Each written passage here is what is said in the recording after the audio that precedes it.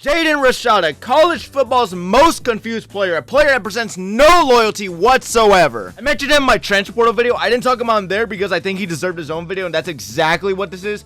So if you don't know who he is, or if you do, I'm just going to go over his history and present exactly what I mean by the title of this video. So let's start with his transfer history, because I think that's a long one. By all means, I'm not here to discriminate on his character. I'm just talking about his career so far, because I think it's a very interesting case, or at least just what it is, or at least how he's destroying it. Nothing against his character. I'm sure he's a great person. So anyways, to start off his confusing career, to start off the entire thing, Jaden Rashada, a 5-star quarterback who started his career at high school in Brentwood, California, before transferring to IMG Academy, then transferring back to a school in Pittsburgh in the spring of 2021.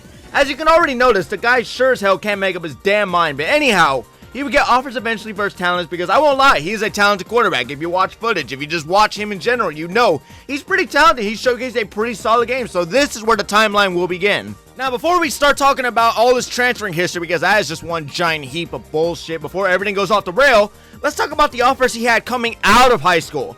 So to start off, before he started his college career, his very confusing career, he had offers coming from places like University of Houston, Miami, that will come back to haunt him later, BYU, Kansas, A&M, and LSU. Now, LSU, I don't think I'm too confident on that one. I mean, he had multiple visits as shown as his history. So I think maybe he had an offer, but I'm not too sure about that, so do not take my word for it. But anyways, this is what he started with, in which he chose Miami after some time, finally deciding that's where he wanted to go and develop his career further.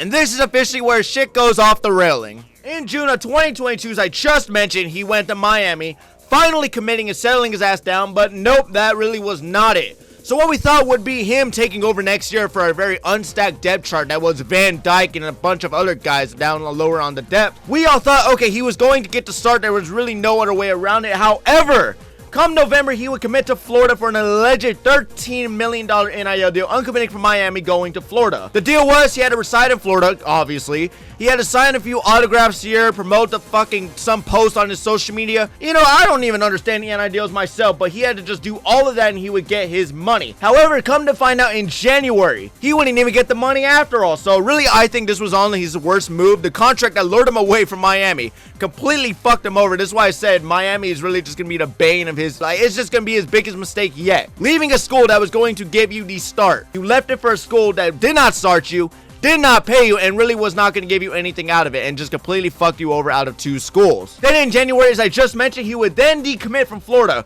despite signing a letter of intent in December, and would visit TCU, but was not given any offer. Then in February, following the visit, he would commit to Arizona State, where they thought they finally got their guy for the future of the program. He would sign a letter of intent and would finally enroll in July. However, at Arizona State, he would only be put in 3 games, get hurt, and replaced by true freshman Sam Levitt. I don't think I'm pronouncing that right. And then after getting beat out and full-on replaced, he finally left Arizona State in April of 2024 and would land an offer at Georgia, which is very interesting to say because most quarterbacks should know Georgia is not known for developing that position anyways. But I mean, under Kirby Smart's system, is the perfect opportunity to develop your career further as far as like social media wise and letting people just see your talents. But here he was still yet to see a backup position, getting beat out by Stockton for quarterback 2, which is concerning to say the least. But of course, rather than stay and try to compete against Stockton again come the offseason to see who will be the true quarterback 1 next year for Georgia, since Beck just left, he quitted on another opportunity and put himself back in the portal in January. But anyways, now he sits himself in the portal with nothing under his belt but the money he got from his NIL deals. He's not completely broke. He got something out of it. If I'm correct, I think there's still a lawsuit going on for it. So anyways, but if he did get his money, however, he just completely hoarded himself out for top money. And now that he got it, it looks like he's a very tough case to work with if any school really still has interest in him. Because with him, you never really know what his next move will be. I mean, as a system, if I was looking for a quarterback, I think he'd be the last person I would look into. Talent aside, what if I can't match what he's looking for? He's going to take my money and just sit on my bench. He's a player with no loyalty, someone who chooses to prioritize personal gain over my team's success. Someone who will leave mid-season, quit on my team because there was a better offer elsewhere. This is a player who comes to your school with red flags strapped to his bags. Nothing on his character may I mention, as I said already, I'm sure he's a great person, but for the sake of football and running a program, he's not a player I would invest my money on. Now that I got that out of the way, of course, this cannot be a video without me at least mentioning some positives about him, because I won't lie, he's a very talented player. It's not like he's got no talent. He's not a bad quarterback, and if you take away all the transferring issues with him, I do think he can still be a great option. I would not take him just for the sole fact that I don't think he has no loyalty. But if I had to look past that, I do think he's got some talents to him. So let's talk about some of the pros real quick. So he has a frame standing at 6'4", 190 pounds, which to me is underweight for a quarterback in my opinion. He could definitely add on some weight and strength to himself. I'd say at least 20 pounds if he truly wants to benefit his durability, long-term ability, and just help further his development as a quarterback if he can even find a program. He's able to stand tall in the pocket with mobility to avoid the rush. If I'm correct, he's a dual-threat quarterback, and he is able to buy time just to make plays under pressure and does a nice job making plays off-platform, showcasing quite a smooth throwing motion. He's someone who also has no issue getting the ball out quickly, as seen in his high school tape, does a solid job adding touch on his throws when needed to be, to either fit the pass into very tight windows or to complete throws over defenders. I mean, footage shows he's got talent. As I just mentioned, he has great ball placement on most passes where only the receiver is able to make the play. In other words, he makes rather safe throws most times besides the 3 picks he had at Arizona State. Like, he could definitely improve here. He could definitely develop a stronger read on his progressions to understand what coverage the defense is in during pre-snap, so we can attempt at getting the ball out quicker than he already does. Again, this is what staying at a system will do for you. They will develop you, help you with these issues, and just make you a far better quarterback. Now for the cons about Rashada. Simple. He has no playing time. Not a lot of experience, nothing besides 3 games where only one of them was a good watch, but it was against a school that probably doesn't even know they have a football program themselves. At this rate, honestly, I think he should find a non-power school that will guarantee him a starting spot and just give him everything he wants, but he won't. I know he won't. He's going to take advantage of all these dumbass schools that are going to give him money. Just like seen before, he's going to find himself back in the portal again next year. I am betting on it after being the 3rd string somewhere else like fucking UNLV out of all schools. He's a nice person. I'm sure I keep mentioning it just because I don't want people to think I'm tarnishing on him or I'm just attacking him as the person he is. But rather, I'm going at his football career where he's fumbling opportunity after opportunity and damaging any chance he has at going into the league someday, potentially. And even if he doesn't want to go into the league, that's not a problem. Most college football players just take advantage of, I'm going to get paid now. I'm probably not going to make the league anyways. How is he going to get his degree? How are you legitimately going to get a degree? Like, your degree is fucked.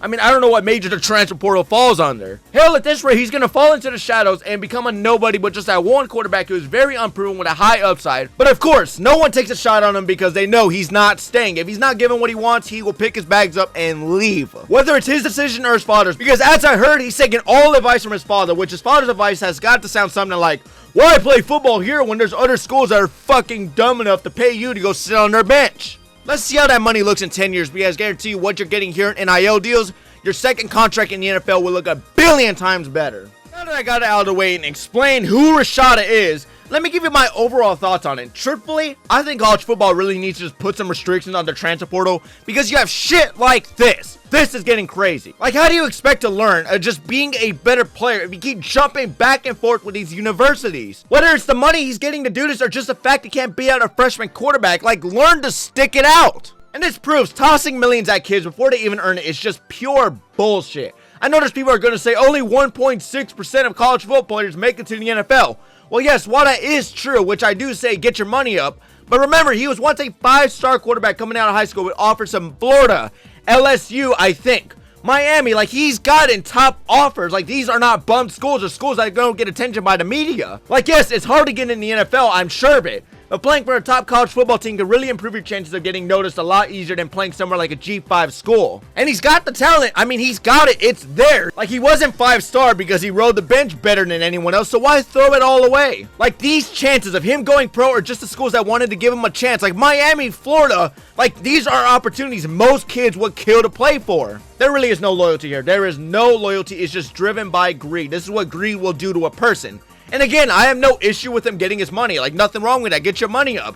Like, we're only here one time. Get your money. Like, guarantee yourself a better life. But what he is being given now is what he could be making, or even more, if he actually worked his ass off in a program for 2 to 3 years, got himself somewhere in the league, and just took advantage of that opportunity. But of course, however, honestly, this should have been really obvious he was going to do shit like this. He's someone who couldn't even make up his damn mind in high school. I mean, he already had a history of transferring anyways. He went to 3 different high schools. If that doesn't tell you something, then I don't know what does. His career is definitely tarnished because, I mean, you don't swing 5 times and miss on each one. And if you do, you find yourself a seat on the bench or out of the game completely. Like, it's sad. It really is. Like, it's sad, but it's somewhat hilarious. Like, the dude had just a decent bit amount of talent. He had great talent. and it could have been improved and it could have been developed to something a lot better if he just stuck it out at any of the schools he was given. And instead, he's constantly on the move and probably won't even get drafted at this point or probably noticed anymore. I mean, he's not really helping himself in this case. And again, I doubt he's made anything seriously large enough through NIL. I mean, look, it's like you worked yourself all the way through high school,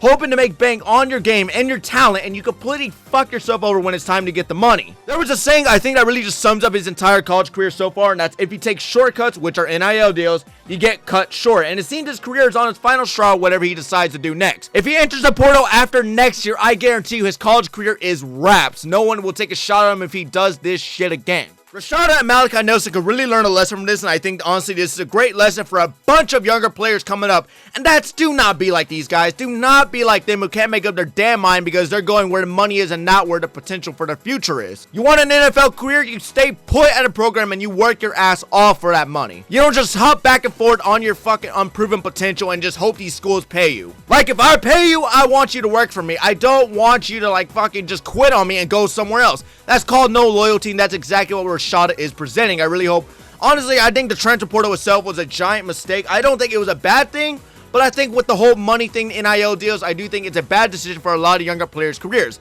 Anyways, that's all I have to say, ladies and gentlemen. Thank you all so much for watching this random recap. I will see you all in the next one.